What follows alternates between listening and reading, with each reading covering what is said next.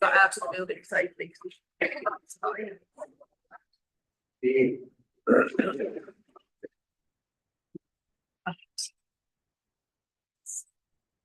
Good to go, Amy.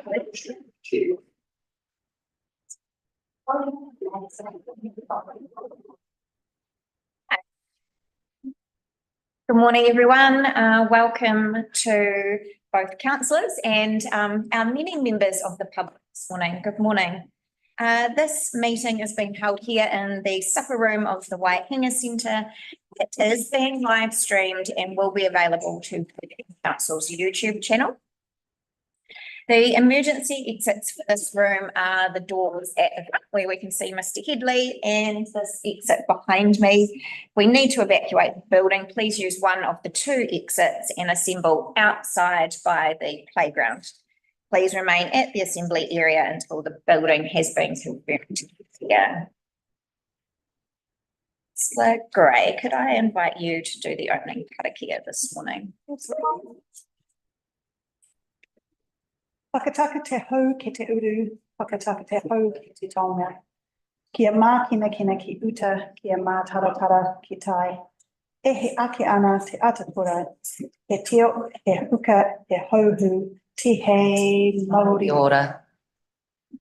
So we have an apology this morning from Councillor Bosley and an apology for a late arrival from Councillor Plummer, but we're also saying Councillor Woodcock. Just messaged him, but I haven't had a Possibly just a late arrival this morning. So do I have a mover to accept late apologies from Councillor Plummer and Woodcock? Thank you. And a seconder, Councillor Gray. All those in favour, please say aye. Aye. All those against, please say no. Motion is carried. Do we have any conflicts of interest this morning? No? Fantastic. Are there any acknowledgements or tributes this morning? I think we did one for Pat. We did last time. Pat's, Yep. Last week. I have an acknowledgement this morning, and I would to acknowledge the members of the council staff who were recognised last week at the all of staff meeting. We have 4 staff on our team who collectively represent 118 years of service and 118 years of organisational knowledge as well. So I'd like to give my sincere and heartfelt thanks to Christine, Penny, Sarah and Andrew for their long service, their commitment to our organisation and to our community. So thank you to those 4 incredible staff. Yeah, I agree. Which now brings us to our public participation. So each of our public participants have 5 minutes to speak. If they speak for less than their allotted 5 minutes, we, the councillors, will have time to ask them some questions as well. Good morning.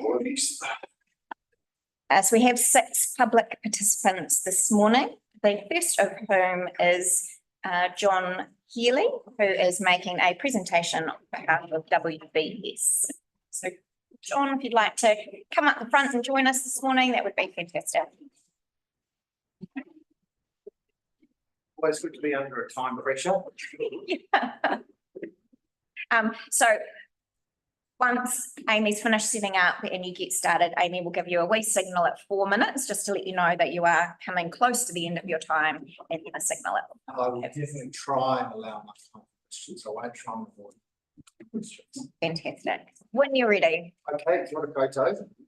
So thank you for the opportunity to speak to you today. I'm the Chief Executive, John Healy, at WBS, or the Wairarapa Building Society. I've been in the job just over a year now. And I thought it was a good opportunity, and we have an opportunity to make ourselves more known throughout the Wairarapa. Funnily enough, WBS, its origins were in Greytown, so in this region, in 1873. So last year was our 150-year anniversary, and then gradually different parts of the Wairarapa, Carterton, in Masterton, Tararua. They built they created building societies and they all merged, I think, in about 1980. So here we are. But what are we? A building society. It's not a name that I'd like, that I'm that happy to have, because people will ask, what do you build? But essentially, we're like a bank. We're like a small community bank, but our friends at the Reserve Bank won't let us use that term yet, but maybe in a few years we will. But they call us a non-bank licensed deposit taker. So what does that mean? What do we actually do? We provide loans and investments. So we take investments. If you've got a deposit you want to put on for a certain period of time or on call, say for a year at the moment, you can put money on for 6.25% for 12 months. So you put your money on, you become a depositor with us. We then lend that money out just like a bank would, and most of it is for residential housing. That could be a first home buyer, could be someone wanting to subdivide their property. It can be for social housing that we support throughout the region. It can be also for property development as well. So those things, that is the main area. We also provide loans for commercial property and for businesses. And the background music is nice to be able to continue with. So in terms of investments, so our deposits, we have lots of, we try to have competitive rates both for our deposits and our investments. Now, we're owned by a charitable trust and what we call our members. So the charitable trust is the WBS Charitable Trust, and our depositors, most of them all become shareholders as well. But we're different from large banks. So large banks generally make their profits and then they pay out dividends to shareholders. So we don't pay out dividends. The only place that our profits go is in donations to the charitable trust, and twice a year the charitable trust then grants money out to the community. So we ask for applications in April and October, and we get those applications, and then I think last year we granted to about 60 different organisations. So that's what we've that's really probably our main purpose to go to that, which is helping our community prosper. So we lend out money, we provide a safe haven for deposits, and then we grant this money back into the community. And my ambition is for us to get bigger, because the bigger we can get, the more we can grant back to the community. We're tiny compared to the big banks, but we believe we can be competitive and compete with them. If any of you have read recently, there was a Commerce Commission review that was recently done, and they concluded there isn't enough competition in the market in New Zealand. And I don't understand why someone that's building societies still don't exist more. There's only 3 left in New Zealand, but they are a great business model for regional New Zealand, where you don't have necessarily big banks earning such big profits. The other thing that I often get asked is how safe and secure is WBS? So we're licensed by the Reserve Bank. We report to a supervisor under the Reserve Bank's supervision as well every month. We're owned by our members. We've been operating for 150 years. We hold what's called a BB+ credit rating. We've held that rating for more than 15 years. And given the size and nature of WBS, that's sort of the highest rating we can get. How many minutes are we going? Less than a minute. Okay, I'll open for questions. So that's what WBS is, but I'd love to, happy to take any questions. Councillor Olds. John, just in terms of market share across the Wairarapa, would you have an indication, and particularly around lending for first home buyers and property and people buying property? Do you have an idea on how WBS market share stacks up I'm against? sure it'd probably be less than 1%. Less than 1%. It's Okay. fine. Yeah, it's fine. So we've got a book that's got about 140, $150 million Right. of loans that go out. But compared to the big banks, they're tiny. There's not that good data on actually within the Wairarapa of what that would be, but we're a small. Thanks, John. Okay. Councillor Woodcock. Thanks for coming along. It was interesting. Just a question, you do business loans. I was under the impression you did.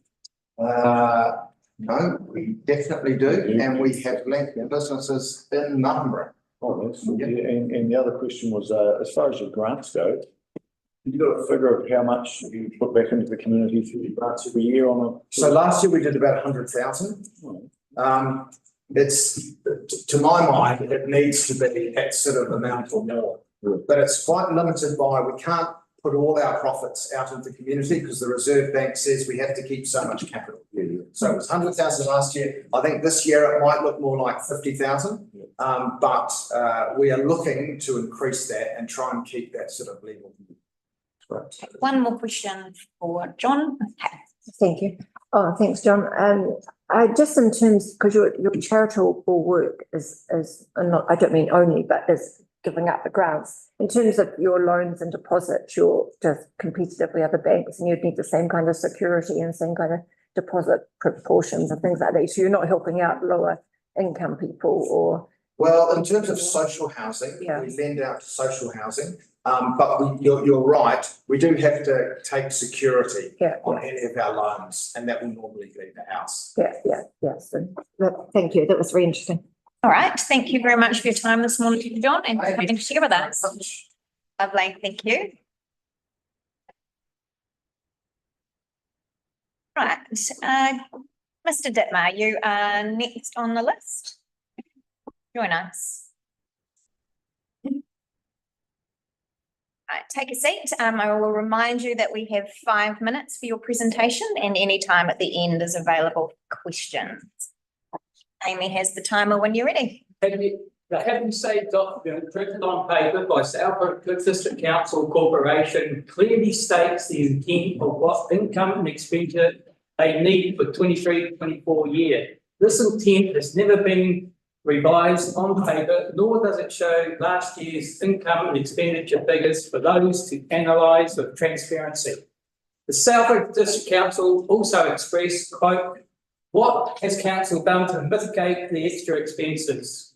Unquote, quote, "Proposed reducing its water operation budget by 679k, which represents a decrease of 3.2% on last year's rates take. That equates to 21.2 million for last year's rates take." The next line just under that quote, "Pausing payments on the water loan for 1 year reduces the rates required by 1.862 million, which represents a decrease of 4.7% on last year's total rate take. That equates to 39.6 million for last year's total rate take. Which income is the correct one for last year's rate take? 21.2 million or the 39.6 million? Southwark Council Corporation sets water charge at $893 in Have Your Say document, but charges the community $1,038. Is this what the Southwark Council is calling reducing the budget for water for the community? The Southwark District Council Corporation has also printed their true, honest and real intents on paper in Have Your Say document. Quote, "We are asking for the feedback to help us with the tough financial decisions that they need to be made. Your feedback and your submissions help ensure the council is directing project services and fundings in the way that considers the needs of those who live in the community now and into the future." Right there is an assertion of a matter of fact. That assertion being known to the community to be false and being intended to mislead the community. The Southwark District Council failed to disclose the Local Government Act 2012 statutes and power a corporation with perpetual succession. That's perjury in action right there on the community. This is the main reason why Southwark District Council Corporation needs to use the power of the police to silence the community member that could destroy their real mission, their real intent. This Southwark District Council Corporation needs to familiarise themselves with Criminals Act Procedure. Criminal Act Procedure 2011, 83, false statement and formal statement deemed to be perjury. The Commissions Act 1919, Section 6, giving false receipt, invoices, etc. to agent and offence. Crimes Act 1961, Section 25, ignorance of law. Section 113, fabricating evidence. Section 116, conspiring to defeat justice. 240, obtaining deception and causing deception of loss. Oath. Section 80, oath to commit an offence. conclusion, the Southwark District Council is using unlawful action, unlawful legislation and actions, and is using ignorance as an engine of fraud, and this corporation, the corporation law prevents slavery in all its form. This Southwark District Council corporation must be dissolved in its entirety. Fraud is unacceptable in any of its form. We need a new community system structure that goes back to each town, and it starts with a fresh, clean outlook, operating with services and trust and the trust and deeds limits for expenditure. There needs to be a full investigation into the Southwark District Council Corporation, which includes the community members' involvement, where the picture becomes crystal clear. As from this day, I will be withholding my rate payments under the Crimes Act 1961, Section 98A. Participation in organised criminal groups means that if I participate in my payment, I will be committing an offence and liable to imprisonment. Thank you.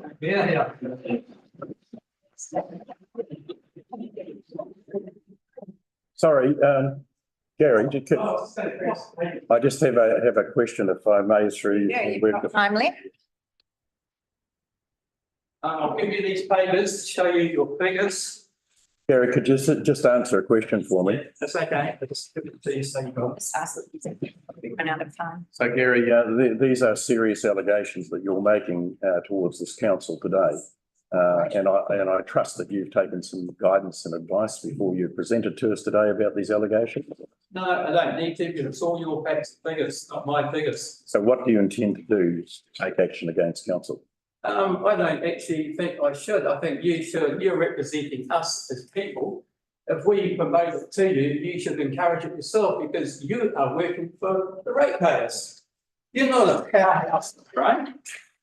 Yeah. Thank You've you. forgotten. Thank you, Gary. Now, just simply, and have your say document. Your time is up, Gary. Thank you. said You want submissions and you want the participants. Time is up. Acceptance council's already involved. Thank you, Gary. Well, a lot of the Thanks, district, Gary. Thank you. there's enough evidence. Thank you, David. Right. Jim, please come and join us for your 5 minutes. Morning, Jim. Morning, Jim. Morning, Jim. Jim? Same deal. Amy will give you a nod at 4 minutes and we'll stop at 5. Well, before I start, I wish you'd be consistent. When I spoke last time, the person before me had 8 minutes. So, be consistent. We are being consistent. No. Everyone gets 5 minutes, No, Jim. you're not being consistent. You go back to the tapes. You time her and she had 8 minutes. Everybody has, Be consistent. And other ones have had 10 minutes.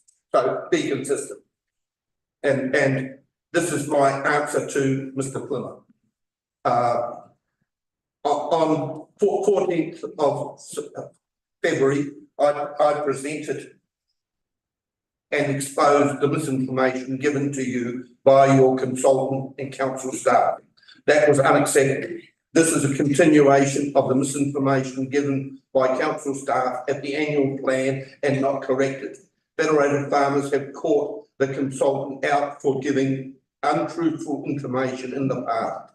As the councillor could not dispute what I presented, he turned his attention onto me. An old trick to divert attention from what a person is talking about. He said that I had all the answers.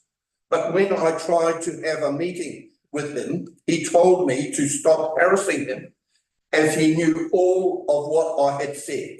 I did not know he was a mind reader. If he was doing his job, he would have known all of what I said, as he would have known what to look for and where to find it, as all the information I gave was given to me by council. Then he asked, when was I going to stand for election and sit around the table and make decisions? I am a realist. Just look at the voting system.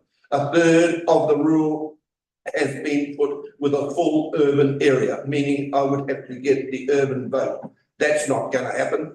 I would not be politically correct enough to be in his club. I came to the first rates review workshop of this council and was not allowed to talk to the consultant at a break. After that, the public were excluded. What was council hiding? Council had the option to co-opt members of the public. This could have meant all sectors were represented. It should be all about transparency and taking the public with you. Council have not done that. The councillor then had a rant saying that every single time I came, I abused council. He gave no example to back that up. I totally disagree with that. I have given information, said where you are wrong, and the consequences are, if not these. He needs to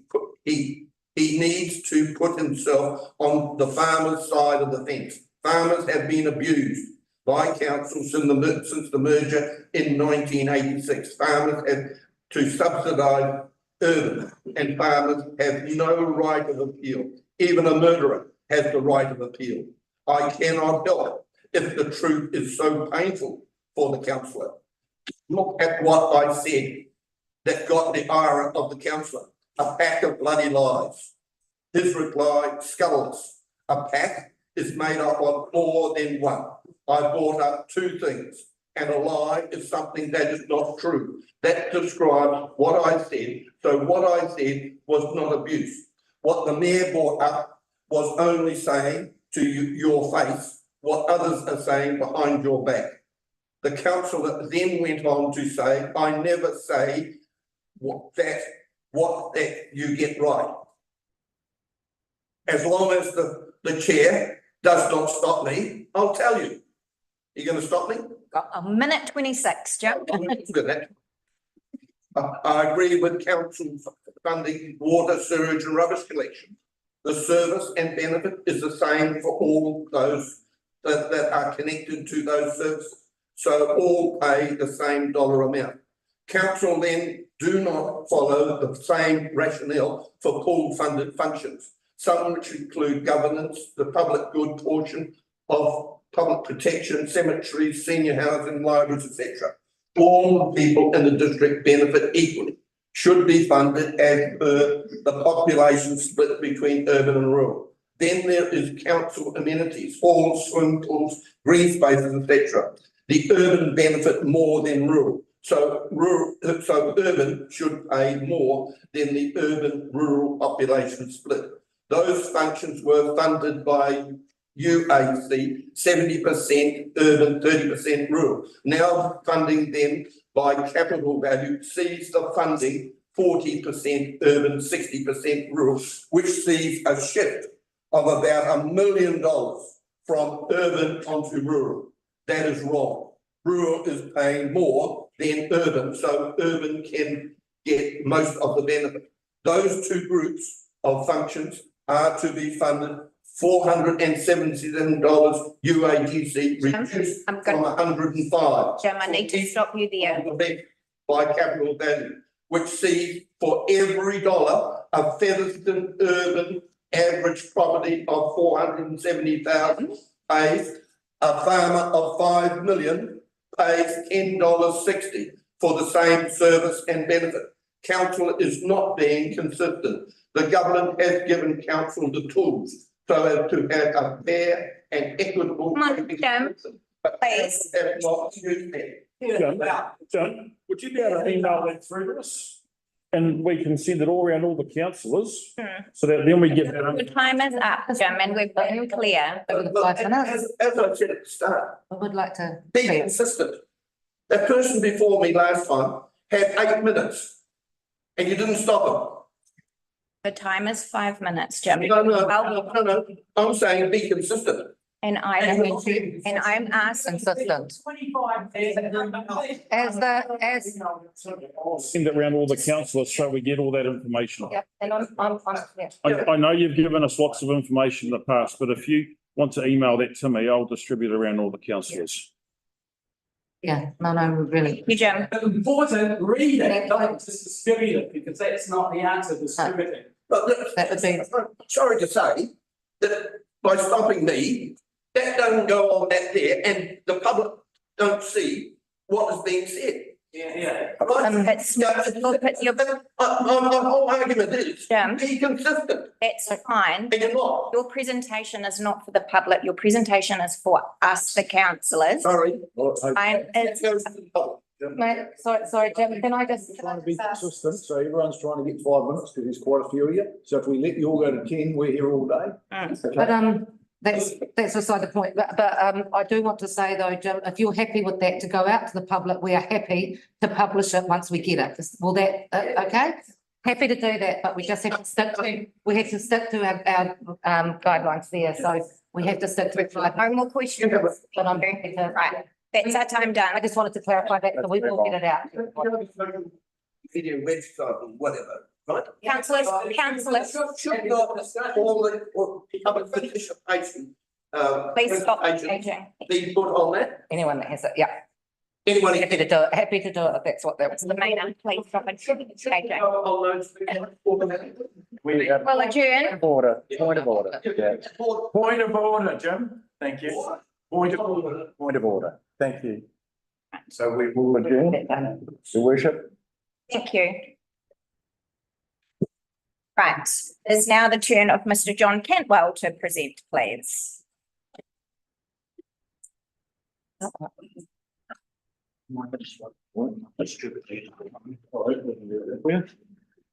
Good morning, John. As with everybody else, we have 5 minutes for you, and if you finish early, you will have time for questions. Okay, good morning, everyone. Right, can we have some quiet, please? I'm the same owner of the property at the corner of McMaster's and Reading Street in Greytown. I'm here to talk about the excess water drainage from the newly constructed elevated footpath in front of our place. All right, Reading. I have spoken to constructioneers on site and the council and the mayor, and all the problems have not been addressed. None of them have been addressed. And concerns have not been noted. The project is far from complete, and this is from Langley himself. The last email I got from him was about 5 months ago. It says, it's all in there. Its last reply says that your concerns have been noted. The project is far from complete. As the work is proceeding, your concerns will be addressed. No concerns have been addressed whatsoever. So what is an elevated footpath running down Reading Street from our place, and we have 80 metres of stormwater running into our property. Okay, we cannot get into our driveway, we cannot get out of our gate. Everyone in the retirement village can get out of their property, no problems whatsoever. They can get a mobility scooter out because of what and we cannot get anything out of our gate. Sorry, is that because of the elevation of the? There's an elevation of 200 and something millimetres. Oh, God. It's just, we tried to stop this right from the beginning with Langley, and no one, and Higgins, and no one would come and sort it out. They just kept building the damn footpath. It's been so frustrating for us. We're in our 80s, we can't handle this nonsense. And there's nothing to be done. I mean, we need some action. That's what we're asking for. And everyone else in the street is okay, except us. Okay? Everything's been built on the new road and the footpath has been put in there. It's all been done for the benefit of the school and the new retirement village. Nothing for the residents of that street. So that's our concern too. The other thing, about 15 years ago, you people, the council, built on McMaster's Street, you extended the road and the curb and channel. So we have actually a gate at McMaster's Street because we're on the corner. we can't access that either because that was brought up and run. And we could handle that because we could get out the reading side. We had no problems till this road and footpath was built. We could get out of our property easy. 25 years ago, or maybe 30 years ago, when we bought the property, it was a stock route. Nothing was noticed as stock route. And over the time, we had popes come in, they put a driveway in for us and things like that, and we had no water running into our property. Now we've got excess water running our property, which I would imagine is total illegal. If our water is running onto your property, we'd be getting notices from the council, we'd be fined or suggested that if we didn't rectify the situation, we'd be under trouble. So it's the same sort of scenario. You've got your water running into our property. And no one has done anything for us. Now, if you read everything, we've got every email that comes to this. You've got 1 minute left, John. Okay. Yes. I've got the phone on me, please, and I'll ring you this afternoon. Have a look. So just have we got any questions of the council? And I do just want to just let you know that what happens in this space is we can talk to you, but then there's a period of time after public participation where councillors can ask questions of the staff and make directions to the CE as well. So that would be potentially how that's handled. Councillor Olds. Thanks, John. And unfortunately, I haven't had a chance to obviously read this morning, but I certainly will. But obviously, you've raised this issue with council officers time and time again, and very Well, well the actually. mayor looking into it, yes. Sorry, the mayor's been looking into it, or the officer? We read the emails, and everyone sort of went into hiding in the end. It was, no one wanted to know about it, just everyone just went to hiding. Okay. That's all right, we can discuss what it. It got too difficult. Councillor Maynard. Hi, John. Look, thank you very, very much for coming in and speaking to us. And I too, this is the first time, so I've just had a quick flip through, and I think that thank you very much for raising it further and to coming to the council table. So that way it is, now we are aware of what's going on, so we can discuss it and we can help to move forward. So that's all I want to say. Councillor Maynard, and then we'll move on. Sorry, Councillor Foley. Yes, yes, thank you very much for bringing us to our notice. But just wanted to ask, you said something about the quantity of water going into your place, that you had a measure on it. But I thought you said, We haven't given a measure of it yet. I thought you said something about sending. We should, why should we measure it? It's coming into our property. No, I just, sorry, no, I'm not saying you should. I just thought you had something about 8 meters or something. 18 meters running. Of footpath. 80 meters are on the footpath. Oh, the footpath. Oh, yeah, okay, okay. Running out. Okay, yes, I just didn't quite understand. And we can't get access from that gate in Reading Street. We need to get a mobility scooter out there and things. Just like the retirement. Yeah, no, I completely understand. That's lovely. We will readdress your concern in the next portion of our meeting. So thank you for being here this. Okay, I hope you follow it up, please. Well, Thank you. Thank you. So the CEO should be able to answer this. John Bruin. John Bruin, you're our next presenter, please. John, come and join us. Take a seat.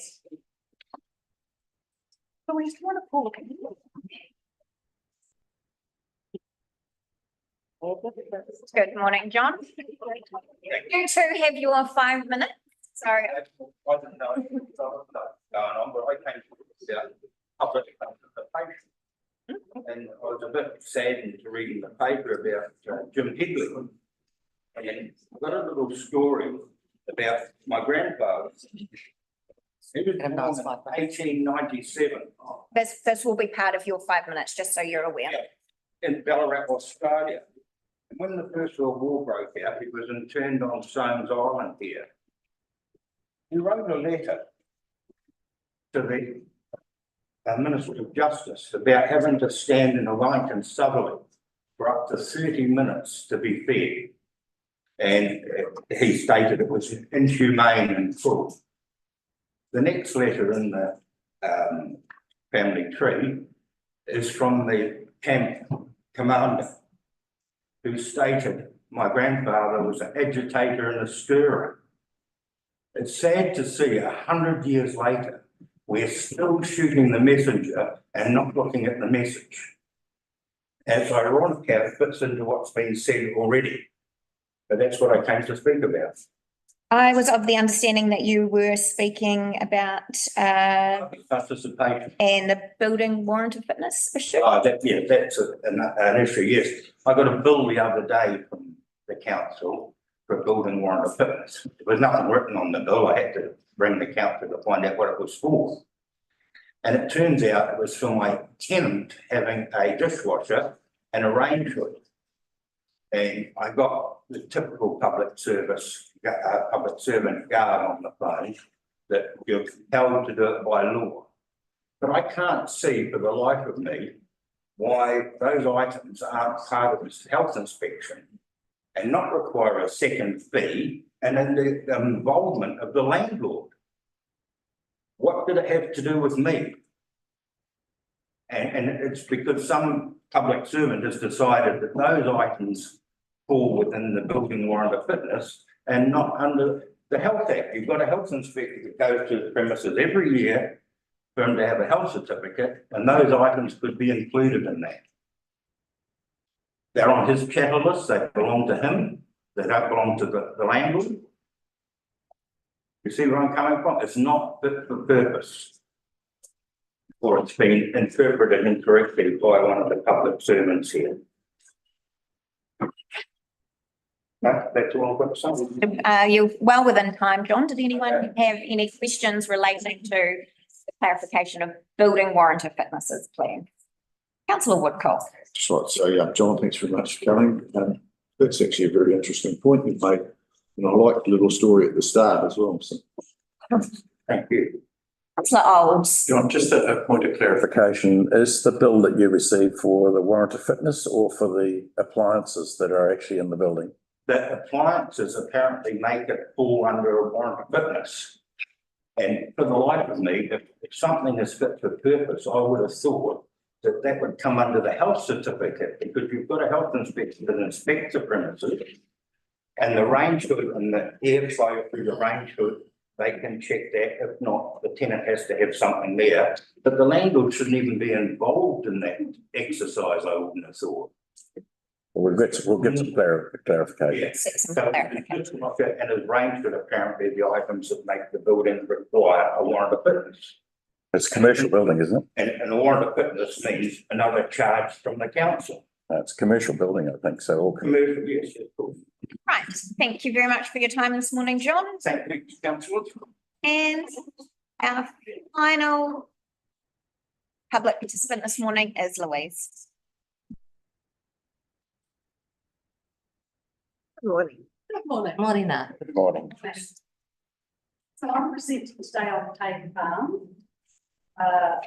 And I thought I might explain to you why I'm interested, because I do sometimes pop up here and it's my residential this year to step back and understand other. But I want to tell you why I'm interested, that'll context what I'm saying. The reason I'm interested, I've been a resident here for 20+ years. I've raised a child here, and hopefully one day I might even raise grandchildren. Not so. That should be important. Okay. Now, in the previous life, I was a commercial litigator. So that meant I was involved at the raw end when problems hadn't been resolved. And I never had a client who paid my bill and said, gosh, that was value for money. Because they were already in a situation where they were in a problem that they had to solve. No one thanks you for that as in the way. It was incredibly intellectually challenging, because you've got to understand where all the parties come from and complex interests. And I loved it. Another part of my career, I was on the senior management team of state-owned enterprise New Zealand Post. And there I was involved in negotiating complex commercial negotiations, particularly how to get out of problems. And as part of that, of course, I also instructed lawyers for legal advice. And so I've got that client perspective as well as the advisor perspective.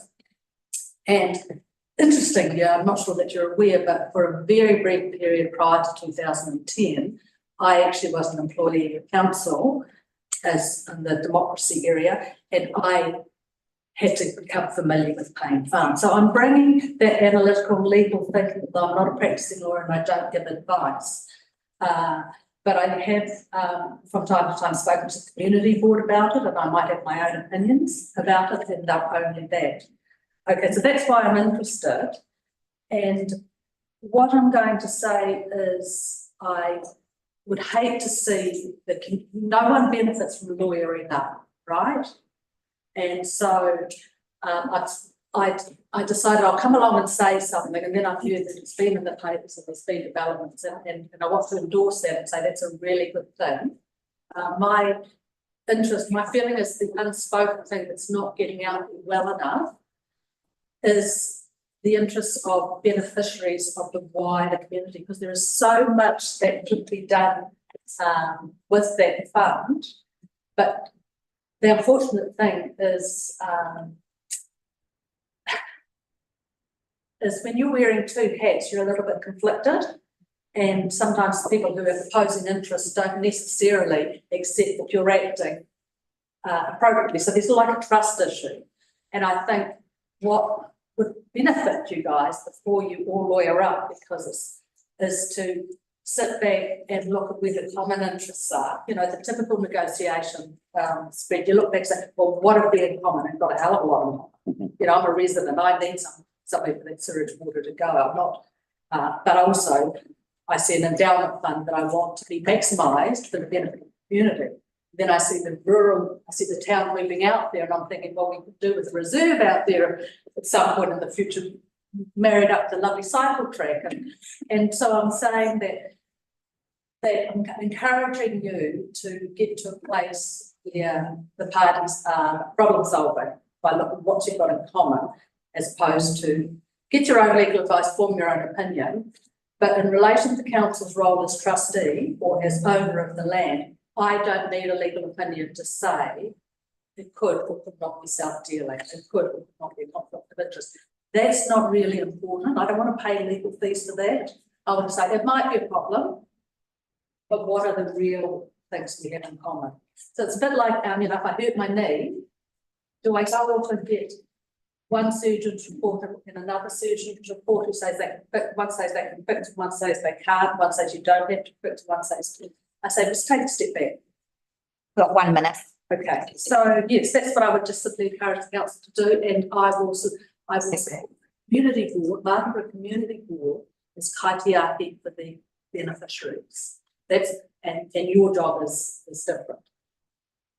Thank you, Louise. Do we have any questions for Louise this meeting? Councillor Macaulay. Oh, thank you for that, Louise. And yes, I think a lot agree with actually most of what you say there, and just I've been thinking along some similar lines. So thank you for that. Through you, Chief. Thanks for coming along, Louise. I haven't been at the community board meetings where you've spoken in the past to the board, but yeah, certainly, Payne Estate has been a contentious issue with council, with the previous community boards for a long time, and certainly talking to council staff, council officers, there is a desire to get the relationship and the management of Payne Estate on a better footing. I think that will happen with the staff that in this leadership of the CE, but it's just a process that we need to work through. So, and the points that you've made are great points. Yeah. Thanks. Thank you very much. Thank you, Louise. That brings us to the end of public participation this morning and brings us right into action from public participation. So thinking to the 6 presenters that we've had this morning, do we have any actions that we want to raise with councillors? Councillor Olds, sorry, with staff. Yeah, sorry, just in terms of John Campbell's address, re the elevated funds, I'd probably like to understand a little bit more about his problem and perhaps also digest some of the information that providers to us, and I'm wondering if we could have a bit of a report from council officers in terms of an action item for that. For that particular one, because obviously it's been an outstanding issue for some time. He's gotten to the stage where it's frustrating. Yeah, on there, seriously has to look at that. I'll go and have a look myself. I'll take some photos. I know Janice has been handed information with the kindy straight across the road that's got issues as well, where their access way has been cut off as well. So I think somewhere something has gone wrong with the design aspect of that job. Leave that in Janice's capable hands. Have we got any action points from any of the other presenters this morning? Councillor Elens. Thanks, Chair. I think, John Healy from Building Society, he obviously had his presentation up. I'm wondering if there was some more information on that presentation that we weren't able to get through. Okay. Stand down. Anybody else? Councillor I have another one with John Brown's property, and I just want some clarity, and perhaps I see Russell's here. If I can get some clarity around what John's telling us forms part of a building warrant of fitness, is that? I can do that. Okay, sorry, Jensen. I've checked in with the team, and the dishwasher has a testable backflow prevention device, which is part of the specified systems. And the range hood also has a mechanical ventilation system, which is also a specified system. So a building warrant of fitness is testing of those specified systems during the year to make sure that the building is safe. So it isn't that there's a dishwasher and a range hood, it is that there are specified systems that are on the list that they have to maintain and monitor during the year. And then the building warrant of fitness fee is the end of the thing where we issue the statement to say that the building is safe. Excellent. One question, is that safe down there on the floor, right in front of, behind the councillors? Right. Good safety issues. So is that no more actions, councillor Green? I'd just say I'd be remiss if we don't address the information that's been brought to us by Mr. Dittmer and the discrepancies in the numbers that he's given us. And I think what I would like to see is an acknowledgement from yourself, about the differences with the numbers. I think that, there probably is an explanation for that, but I'd like to see that at some point, please. Thank you. Yeah, I was about to ask the same questions about Mr. Dittmer's. He comes quite regularly, obviously puts a lot of time and effort into this. I think he deserves to like police to see having a little investigation into that. I'm not sure if he's ever had a meeting with Janice or whether it could be arranged. I actually visited her and she didn't do any courtesy because I took a day to come over there to visit her, and we agreed that she would phone me back last Thursday. Didn't even fulfill that agreement. Councillor Woodcock, can we just keep this back? All right, yeah. Right. Thank you. So we'll be moving on from public participation to extraordinary business. Do we have any items of extraordinary business?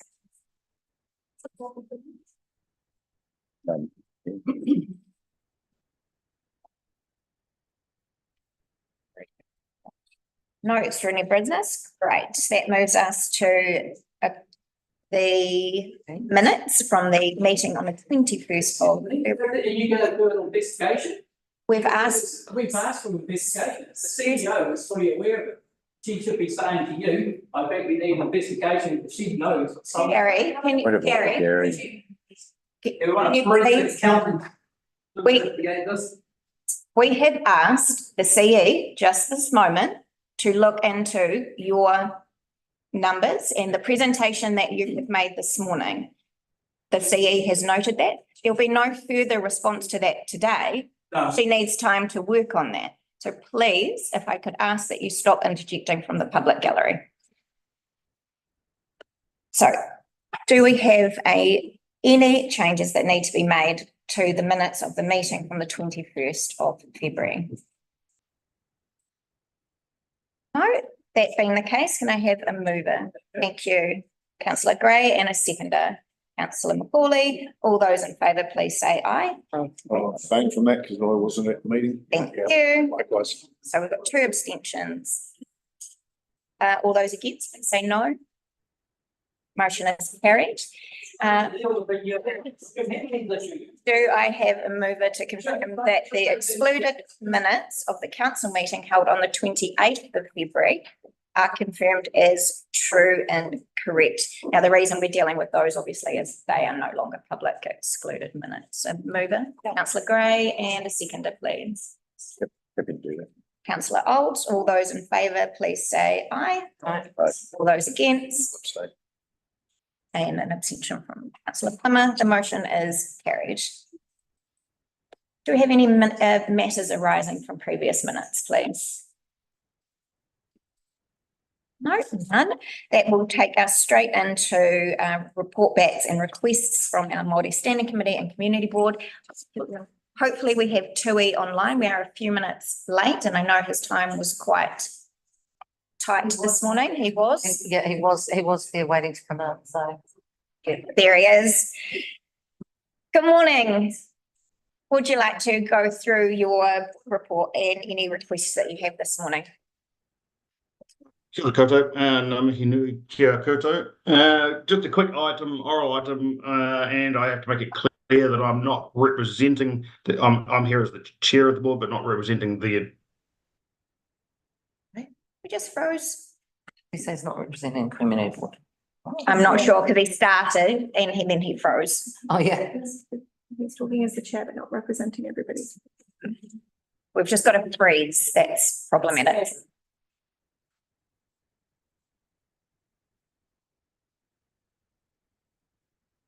So, Chair, did he say, did I hear it right? He's not representing the community. I'm not sure. I can't clarify because he's. I was like, what? Because of course, if he's not, then it's public participation and he's missed his opportunity. I will definitely, Yes. I think what he meant was he can't be representative of everyone's views, but I can't clarify until we can talk to him.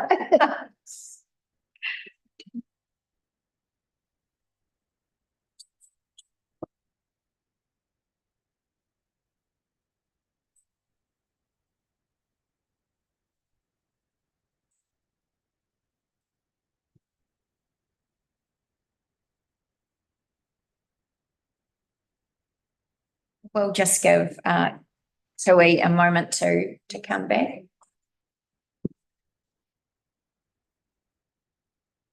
He's trying to get back in. Oh, yeah.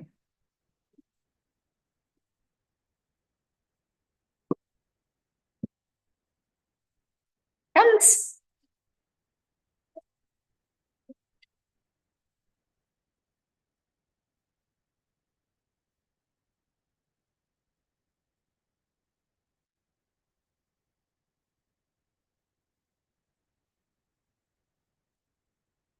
Tui, can you hear us? No, he's got no camera on speaker. It's just loading up. Oh, yeah.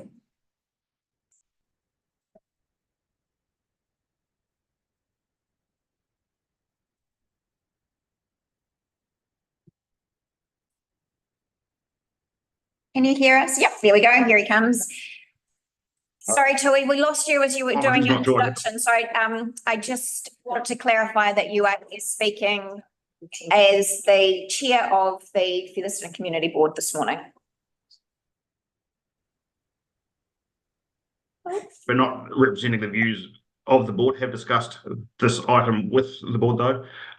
Just around a recommendation that councillors and council consider what the specific purpose of having the community boards is and to make best use of the resource that is committed to them and the people that are involved in them, and to clarify, the more formal elements of how we engage with council planning and strategy setting or not. I know there's a representation review coming up. I'm not sure of the timeline on that, but I would suggest within the duration of this term, it would be handy to have consideration by the councillors and council to as to how. Okay.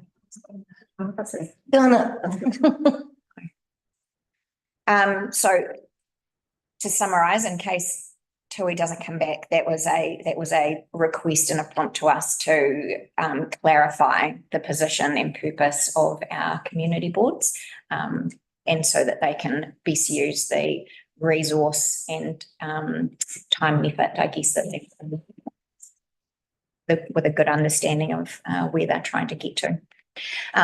Apologies for the connection. I'm not sure if that's at our end or at Tui's.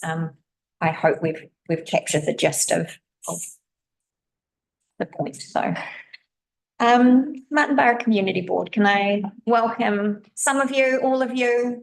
Just one of us. Just one today. Welcome, Storm. You are speaking to us. Free Pain Farm this morning. Good morning, everybody. Good morning. Hey, Now, we had prepared a document this morning, but we won't continue with that because we have heard through external sources that there's been a change. We don't know quite what that is, but there has been a change to the wording. So my question first is this council going to vote on options 1 or 2 today? So the paper is primarily a for information paper, with recommendation 1 being that of accepting the paper, and recommendation 2 will have a change to it today, a change that will be circulated when we get to that paper. So sorry, just my clarification, you will not be voting on option 1 preferred or option 2? Sorry, just let me find. Then item 7 in the paper. Yep, so there are two recommendations in the paper.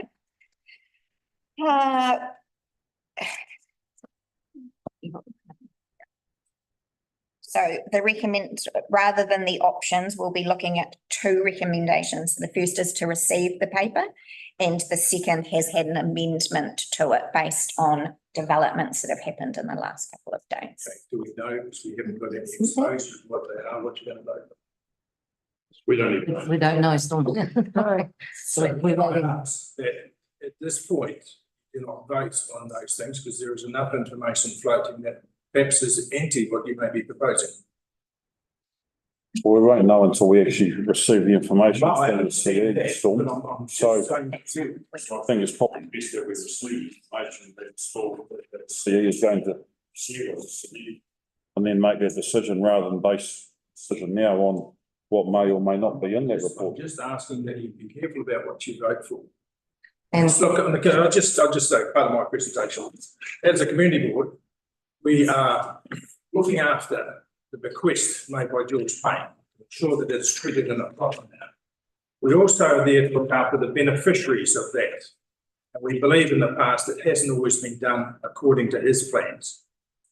So we also think that in the proposal to the combined Wairarapa district plan, that the council misstated its position. That is quite clear. If you need to go back to your documents to see what they did state in that document. But we believe they've misstated their position. And this is perhaps also in the information wrapped up that came through late last night or this morning. So my proposal is we're not going to present to this, but I would have liked to have some clarity on what you're proposed to do. So are you going to then, at a proposed time in this agenda, 11 o'clock, to discuss those items? And will we get exposure to what those discussion items will be? Yes, that those, because we haven't seen it yet. As soon as when it comes up, like. yeah. When will we get our exposure? Will we have input to that? I think what you need to understand is all that's happening to the paper is a change to the second recommendation, which essentially just allows ongoing work to happen. There is no change to the paper in itself. All the information in it, it's only the recommendations that are changing. That conversation will happen publicly here for all of our community and yourselves to be aware of. Can I just ask clarification? So the Payne Farm issue has been submitted for public consultation as part of the district combined district plan review. That in the last council meeting, a committee meeting of that, the committee agreed that that would be dealt with by an completely independent commissioner to hear that. At this stage, that document has been gone out for consultation, correct, Russell? Right. At what stage can we, as a council here, change that now that it's already out in the public for consultation, or do we have to leave it now to the commissioner to deal with? Are you talking about this SWDC submission? Talking about the SWDC Combined district plan, on the combined district plan, so that is. which is what actually flared this up. This is what's cleared up. So my question is. Question, but I think, Change that. I think we've got to be mindful of the presentation that Storm is making on behalf of the Martin Borough Community Board and making sure that the conversation that happens around that happens. I think it's quite critical to actually help Storm understand the process of what. Right. Well, that's exactly how the presentations making is not happening, not making it based on. You are still here participating. Discussing with the council what it is that's happening. And we know that something took place in the last 24 hours. But we don't understand fully what that is, because it hasn't been incorporated in. I don't mind them. Sorry. I have no idea either. I understand, so this is something. Storm, can I just Coming to the table when at E1. the problem I've got here is that this has been publicly notified through a combined district plan, and I understand exactly what you're saying, but my question is, can we change that designation? The submission to the district plan now that it's been public Draft. we have to go through the process, because if we have to go through the process, then everything that Storm's saying will come out in that process rather than doing it now. So that's my question. I don't know the answer to that. So I don't quite follow that. yeah, I don't know the answer to that. So And I'm Janice might be able to provide some. sure if Yeah. or Russell are able to provide instant comment on that. Otherwise we go round and round in circles. Yeah, through the chair, thank you, councillor Plummer, to the update.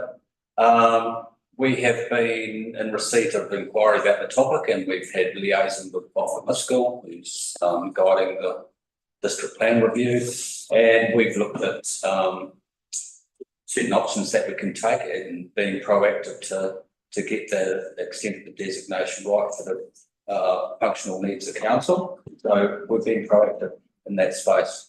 And I think it's important to hear other CE's report on the topic to support that. Thank you, Russell.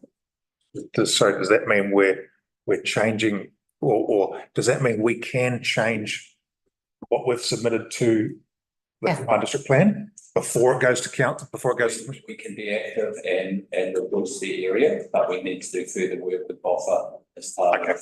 So we can't change it. So we do have time, but we're not going to run out before the draft closes or anything like that. Okay, brilliant. And I understand there's also an amendment from the word waste to wastewater, so that it's completely reflective of the fact that it's treated wastewater disposal, not waste, which was the issue that you raised at the community board. The waste one sits with the transfer station. That's right, so it is. It does, there are two different designations.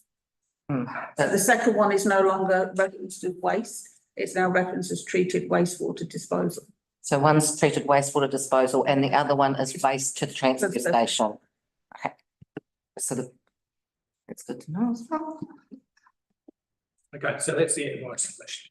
Thank you very much. And I Stick around. That, yeah, I was just going to say, I hope that the rest of you and your team stick around for the conversation that is still to come.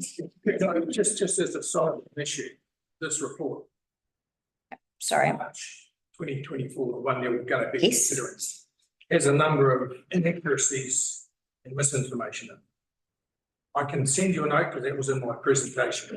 I can send you a note to where they are, but we think that is a document that is unfit for purpose. If you could, that would be great, please, Storm, if you could just flick it through so that we all know where you're. Is it? Yeah, sorry, through you, Madam Chair. There's been a message from Tui, I think just sort of a very brief summary of what he was going on saying. So okay if I read that. So he's just said that the board's resource intensive, or community boards are resource intensive, the structures and purpose are unclear and undefined.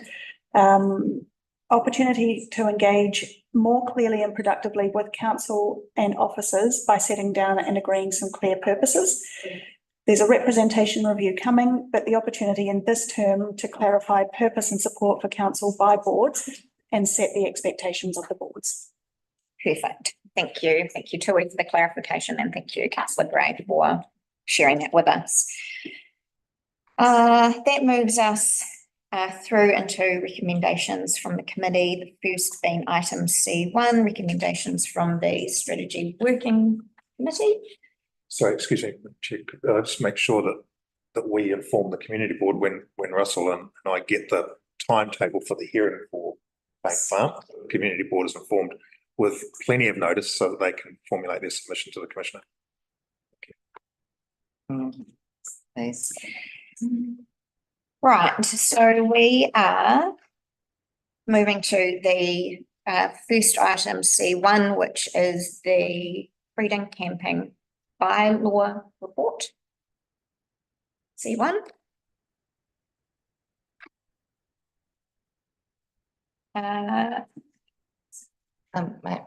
Councillor, so just with regards to this, I did abstain when it came through because I was late coming to the meeting and hadn't been able to hear everything. I've gone back and I've watched the meeting, so I'm more informed where everyone was kind of sitting and thinking. So yeah, just so you are aware that I no longer abstain. Perfect. So Janice or Amanda, did you want to speak to either of these reports? We did debate them quite intensely last time, but yeah, I feel like the conversation was had at the working committee. Perfect. We've got no questions from councillors. Then do I have a mover to receive the freedom camping bylaw deliberation report, amend the Clifford Square Reserve Management Plan, adopt the freedom camping bylaw 2024 as per Appendix 1, authorise the chief executive to make the minor editorial changes and support the trial of freedom camping ambassadors using the grant that we've received from MB. Councillor Olds, seconded by Councillor Limbs. All those in favour, please say aye. Aye. All those against? Aye. I'll continue my. Your abstention. Abstinence. Yeah, make sure you get that word right. The motion is carried. Thank you. And we secondly approving. I should have just moved those all under one, shouldn't I? Approve the effective date of the bylaw to 1 July 2024. Yep. Councillor Olds and Councillor Gray, and all those in favour, please say aye. Aye. All those against? Abstaining, the motion is carried.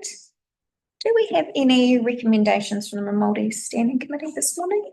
No, sorry, that might be a typo. It's a typo. Sorry, Woody, just to clarify, did you vote against the implementation date as well? Yes, thank you. Because the status quo. Decision reports of the CE and council officers. We are moving now to item D1, the revolving bank facility. Janice, would you like to speak to your report? Is there anything you'd like to highlight? I would, through the chair, take the report as read.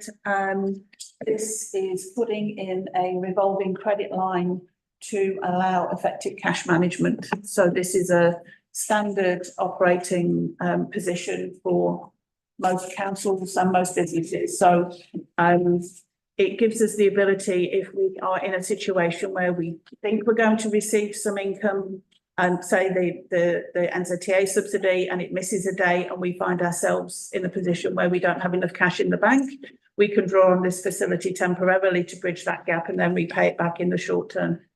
So it just allows that flexibility for if income and expenses don't line up the way you think they're going to, or we get a sudden payment that we weren't expecting, gives us that flexibility to manage cash flow.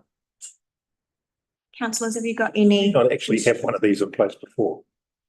I thought we did. I thought every business had one of these. Overdraft, probably. Thanks, Chair. I was going to ask the question about how Councillor Plummer had just asked that. How has council been operating in this space without this revolving credit facility in the past? Has it just been using the benefit of an overdraft, is it? No, we don't have an overdraft either. Right. We've been holding cash in the bank And breaking it, and then either moving payments to accommodate the amounts. So it's plunky in its current form. So is this going to streamline the workload of our finance team?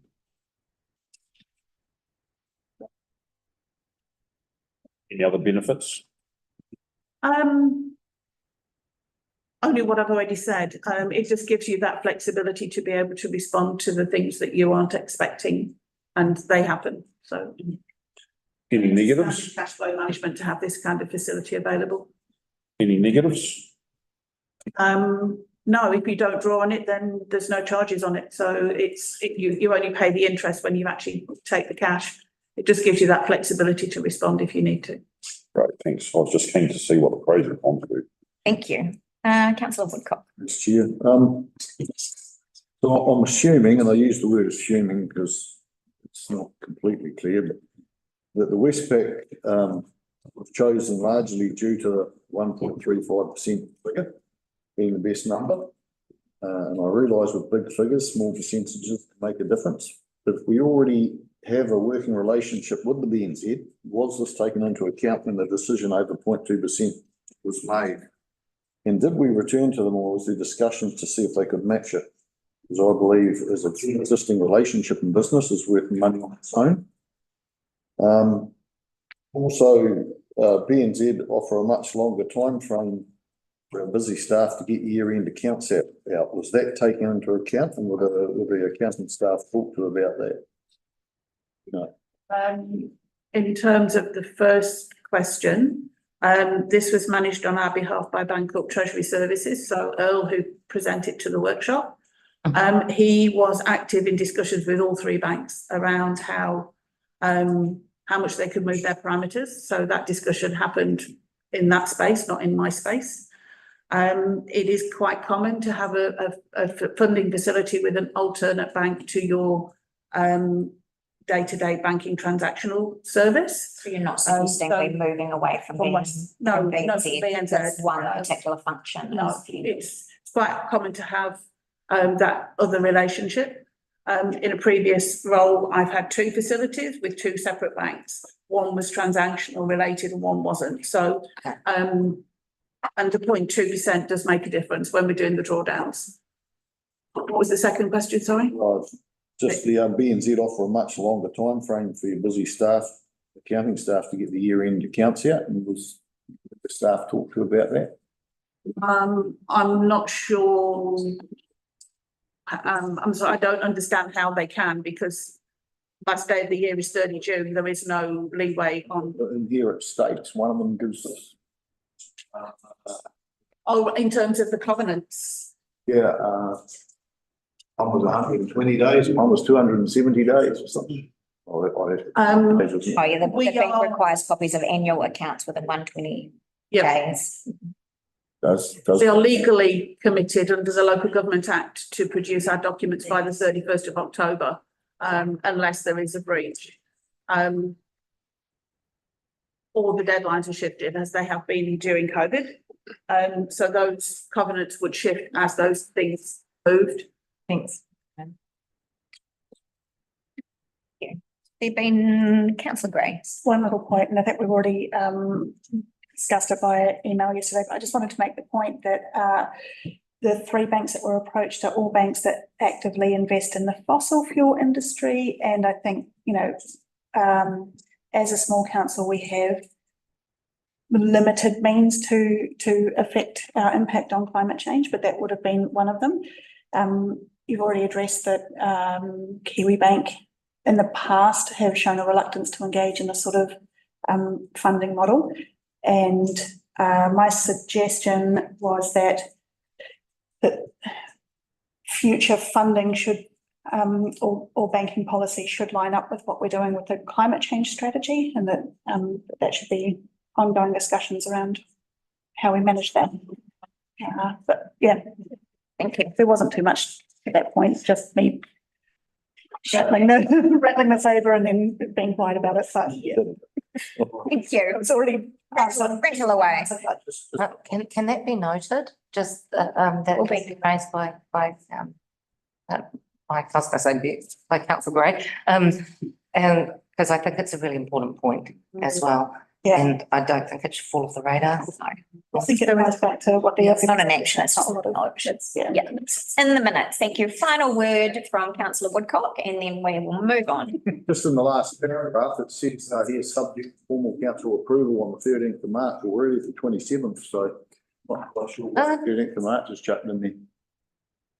It missed, through the chair, the report missed the agenda for the strategy working committee. Oh, why that's, it's come to council. that's the letter from Earl you're Yeah, referring and to. we have been in touch with all the banks and they've all extended their deadlines beyond today so that we can make the decision today.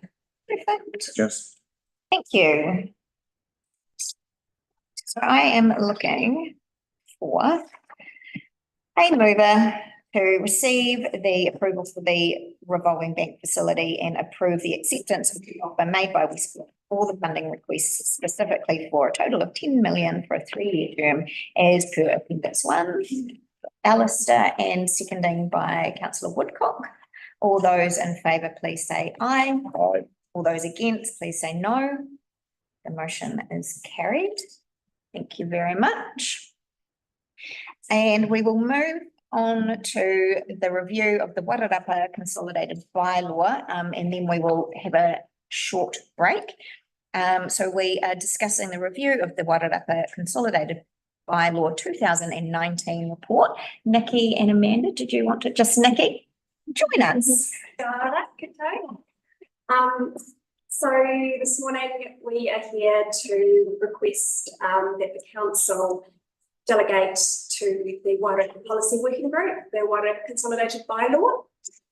We'll be working on that for a legislative date for consultation in June between the three councils, Masterton, Carterton and South Wairarapa.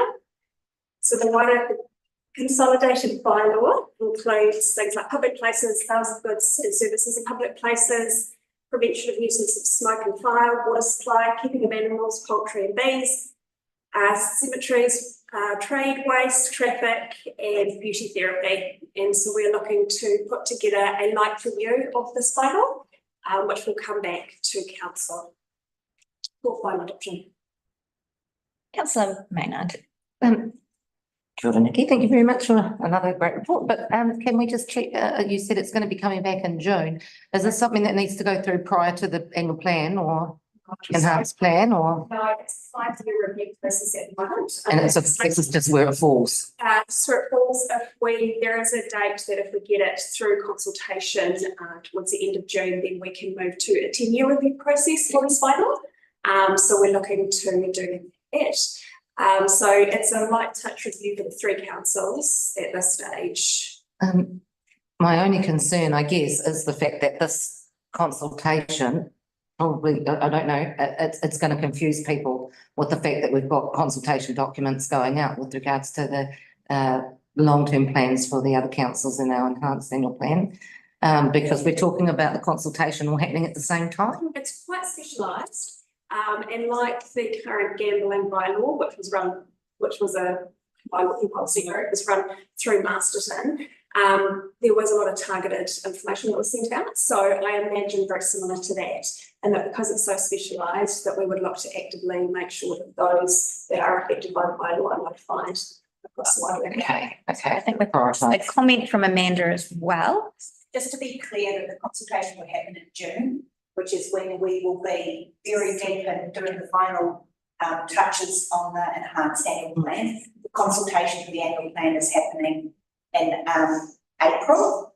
And so that plan, and the same with the other councils for their long-term plans, is happening in April, tipping slightly in May. So by the time we get to June, and as Nikki said, it's very specialised. We reached out to those impacted, doesn't impact the whole lot.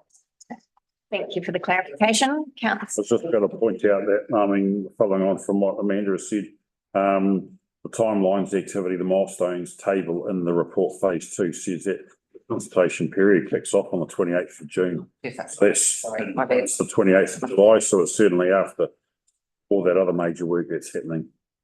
I was just looking at, because it said March 8th, so I missed that. So I do apologise, I didn't actually see that date there, the 28th of June it's starting. Yeah, I was just looking at that March, April, thinking it's falling at exactly the same time, so, sorry. There's no consultation, there's a lot going on this year. Yeah, it's a busy year, that's for certain. If there are no further questions for Nikki, then we will move to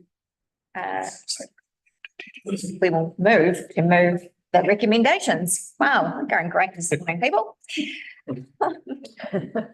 Can I have a mover, please, to note that a review of the Wairarapa Consolidated Bylaw 2019 for Marston, Carterton and South Wairarapa districts is required by the 26th of June 2024 and is now underway.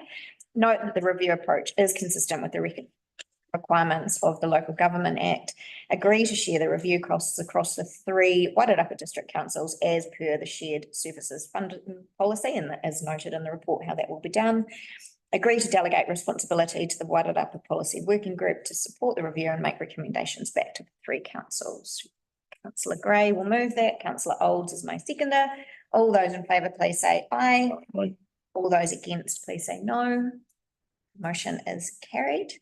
And as I mentioned, we will take a quick adjournment till about 10:30, please. 4 minutes. Oh, sorry, I'm looking over here. It's saying 10:22. Oh, sorry. Take a 10-minute break, just to be very clear.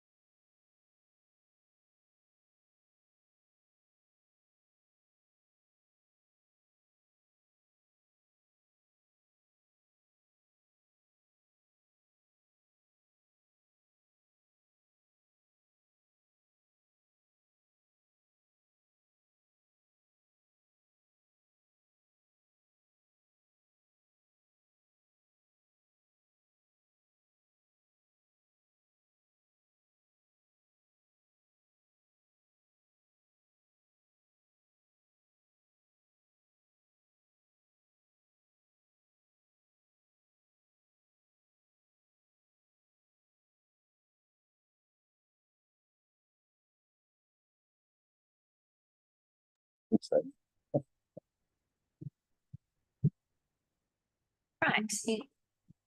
Thank you. We will bring the meeting back to order.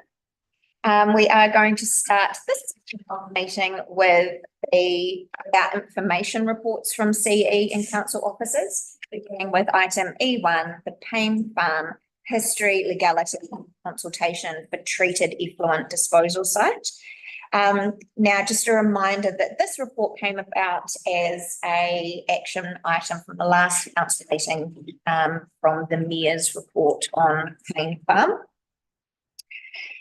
So we'll start by receiving the report. Do I have a mover, please, and a seconder, Councillor Maynard? All those in favour, please say aye. All those against, please say no. The motion to receive the report is carried. Amy is just going to distribute the amended paper. Now, as I mentioned earlier, the only amendment to this paper is to recommendation 2. And as Janice will explain, that is in light of some developments in the recent days. Now that you're back with us, do you want to speak to or highlight the any items in the paper, and particularly to update or change to please?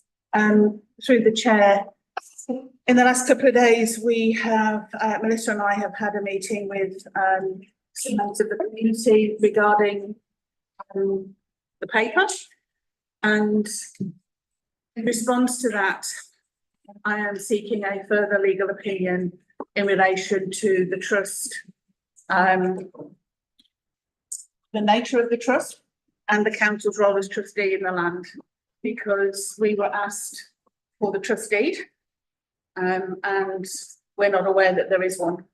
So how do we operate in an environment without one? So I'm taking legal advice from Simpson Grayson on how do we manage a trust in those circumstances.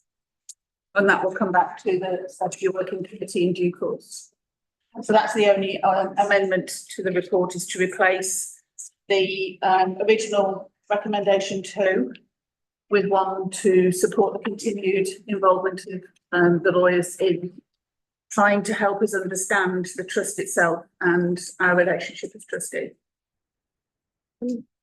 So we'll take questions for Janice from councillors. Councillor Maynard, I think your hand went up first. I'd just like to clarify them with regards to that, because obviously this is a big change from the previous recommendation. So with regards to this coming back to a future meeting, my only concern is the fact that there is the submission that's already out there to the combined district plan, and that we're not wanting to see that moving forward until we have all of the information with regards to the Payne Farm.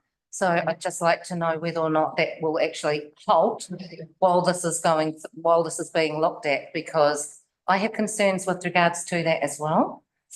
That we're not in the position, because it says quite clearly in the combined district plan submission that council is the landowner. And that is the very first thing that it states in there.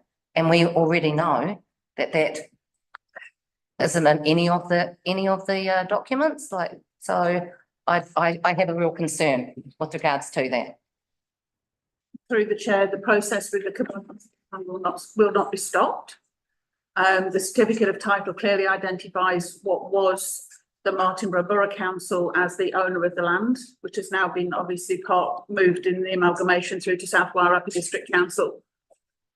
We will continue with that process. This is just helping us to understand how we operate in this space without a trust deed that gives us reference. So this is more of a technical trust issue, and I mean trust as in terms of the charitable trust status. It doesn't also have anything to do with the designation request at this point. So just to clarify, the land designation request, which is happening through the combined district plan, that is separate to the consent process that happened back in 2016. The designation, I guess, supports the consent, but it doesn't in any way change the outcome of the consent. The original district plan was active from 2011. And obviously the consent for the discharge happened in 2016, so there was no designation at that point. So now we're doing a review of the district plan. We now have to make that designation into the plan because the consent is active and has been active for the last 8 years. But not the consent of what they're now wanting to look at, which is what the concern is and what has raised a lot of concern within the community who are the beneficiaries. No, of the paying. Sorry, through the chair, it is exactly what is in the consent. It's 53 hectares of land for treated wastewater disposal. So it is exactly what it says in the consent. We've already said this morning that we've had that changed to reflect the area of land, and the wording has been changed. Oh, but you mean in the submission? We took that on board from the comments that were made at the community board, and that has been addressed through the work that Russell's been doing with BOFA.